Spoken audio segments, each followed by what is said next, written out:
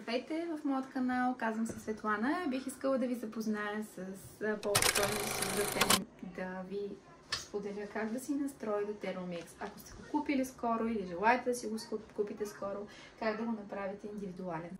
Първата стъпка, която трябва да си изберем, е да си изберем език. Къде се чувства спокоен с него, може да го избере. Когато аз избирам немски, тук трябва да изберем държавата, в която се намираме.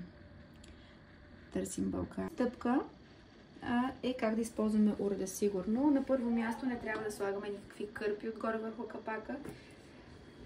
Трябва да не бъде до някой прекалено много е препълнен, започне да извира. Моля, спрете го. Това е да не препълвате почва.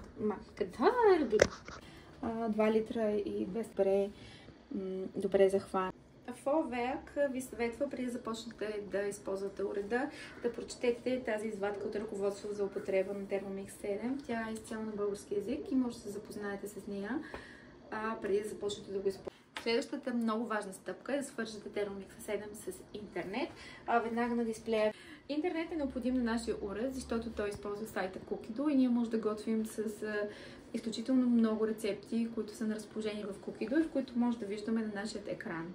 И да се избираме от самия уред. Като сте въвели вашата парола за интернет, уреда автоматично се включва с Cookido. Ако имате вече профил, но имате възможност да виждате само рецептите, от които да избирате всеки ден нещо, не работи. Сега ви казвам довиждане, до нови срещи и ако Thermomix ви е харесал, в описанието